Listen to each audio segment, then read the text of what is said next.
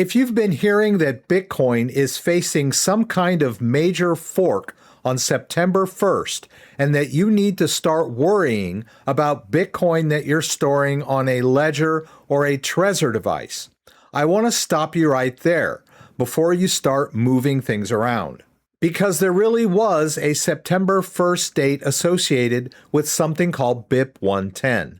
But there's a very important part of the story that seems to be getting left out. BIP-110 has already split from the Bitcoin network. The resulting chain received very little support and stalled. And as of August 9th, BIP-110 is officially marked as closed. Hey guys, CryptoDad here again, and I've received several emails from concerned viewers and a lot of YouTube comments from people who are worried about something called BIP-110 and some supposed Bitcoin hard fork that's supposed to occur on September 1st. One viewer specifically asked me whether Bitcoin stored on a ledger or a Trezor device would still work after September 1st. Would SegWit still work? Was he still going to be able to send his Bitcoin to Coinbase or Crypto.com if he wanted to sell it? And should he be doing something with his Bitcoin before this happens? So let's clear this up. And I understand why people are confused. September 1st isn't a date that was just made up, but it's being presented without some much needed context. And there are a lot of alarmist YouTube videos floating out there that were produced and posted before a very important event occurred in early August concerning BIP-110. So what is BIP-110? BIP stands for Bitcoin Improvement Proposal, and BIP-110 was called the Reduced Data Temporary Soft Fork. Without getting too technical, this was basically just an attempt to restrict ways that people could add large amounts of arbitrary data onto Bitcoin transactions. This gets into the larger debate over things like inscriptions and Bitcoin ordinals and whether or not Bitcoin should be used primarily as money or whether people should be allowed to put other types of data on the blockchain. I'm not going to get into that larger debate because it's not really the important part of this story, but I am going to talk about how BIP-110 was supposed to activate. BIP-110 had a miner signaling mechanism, and the threshold was supposed to be 55%. And it also included what was essentially a mandatory signaling period. Beginning at a certain block height, Bitcoin nodes that were enforcing BIP-110 would reject blocks that weren't signaling support for it. And that's when things got interesting. That mandatory signaling period began early this month. So nodes running BIP-110 rules began rejecting blocks that the regular Bitcoin network considered perfectly valid. And what happens when two groups of nodes disagree over which blocks are valid? You can get a chain split. And that's exactly what happened. The BIP-110 nodes went in one direction. The overwhelming majority of Bitcoin's mining power continued on the existing Bitcoin blockchain.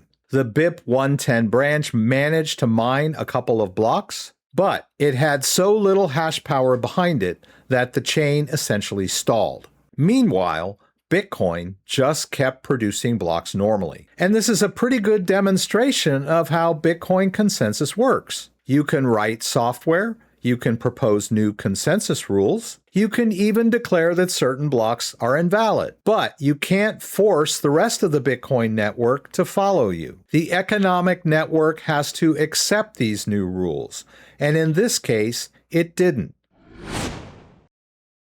And here's probably the most important thing that I can show you because the proof is in the pudding.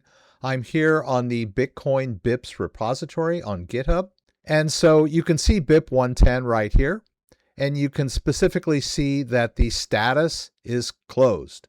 And if we go down here to the changelog, we can see as of August 9th, it was marked as closed following a chain split with stalled mining. That's pretty straightforward. So where is the September 1st date coming from? So let's go back up here to the table of contents and go to the deployment section. And here's the maximum activation height of block 965664. And right next to it, the developers estimated that this block would occur on September 1st, 2026. So yes, September 1st was part of the original BIP-110 deployment schedule. But you can't just take this one line of the proposal and ignore everything else that has happened since then. The BIP-110 chain has already separated from the Bitcoin blockchain. It received very little support and its mining stalled. And the BIP-110 was marked as closed, as I mentioned earlier. So describing September 1st as though some giant Bitcoin fork was going to occur on that date is leaving out a pretty significant part of this story. So now let's get to the part of the story that most of you actually care about. What are you supposed to do with your Bitcoin? In my opinion, nothing. If your Bitcoin is secured by a ledger, a Trezor, a Tangem, a BitBox, or any other reputable hardware wallet, there is no reason to start moving it around because you're worried about BIP-110. So if you're using a normal Bitcoin account with any of these hardware wallets, whether it's SegWit, native SegWit, or even Taproot, or Legacy, there is nothing about September 1st that is suddenly going to make your Bitcoin disappear or make your hardware wallet stop working. And the same applies to normal transfers. If you want to transfer your Bitcoin from your wallet to your Coinbase or Kraken account, you can do that. If you want to withdraw some Bitcoin from an exchange and put it in your wallet, you can do that also. BIP-110 does not suddenly change Bitcoin addresses that were generated by your hardware wallet. And you don't need to move your Bitcoin to an exchange in preparation for September 1st. In fact, trying to move your Bitcoin around in a panic because of something you saw on the internet about September 1st and BIP-110 is going to introduce more risk than just leaving it exactly where it is. There is one thing that I would be careful about. If you get an email, a text, or a phone call from someone claiming that you have BIP-110 Bitcoin stored in the BIP-110 chain that you can claim, and they tell you that you need to enter your seed phrase into a special wallet that will allow you to claim this so-called extra Bitcoin, please don't do that. Never enter your seed phrase into any sort of website or software wallet that someone tells you you need to use to claim your BIP-110 Bitcoin. This is exactly the kind of confusion that scammers just love to exploit. And if you're not interested in exploring this minority chain, then the easiest thing you can do is simply ignore it. So here's the bottom line. Was BIP-110 real? Yes. Was September 1st really mentioned in the proposal? Yes. Did BIP-110 cause a chain split? Yes, it did. But that chain split already happened.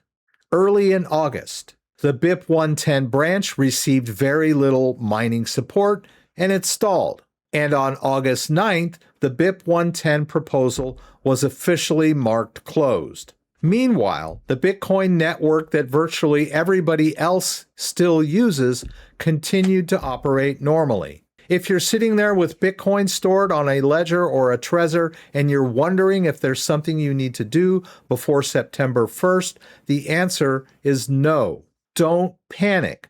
Don't move your Bitcoin simply because someone told you a giant fork is coming. As I mentioned, there were a lot of YouTube videos posted about this before the chain stalled and was marked as closed. And above all, don't give out your seed phrase to anyone that tells you you need it to claim some new form of Bitcoin. They're just trying to scam you. I'm curious, have any of you heard about this so-called major Bitcoin fork that's supposed to occur on September 1st? And if you did, where did you hear about it? Please share it in the comments below because I'd like to know how widespread this story has become. If you have any questions about anything I said, please throw them up in the comments and I'll do my best to get them answered. And don't forget to like and subscribe.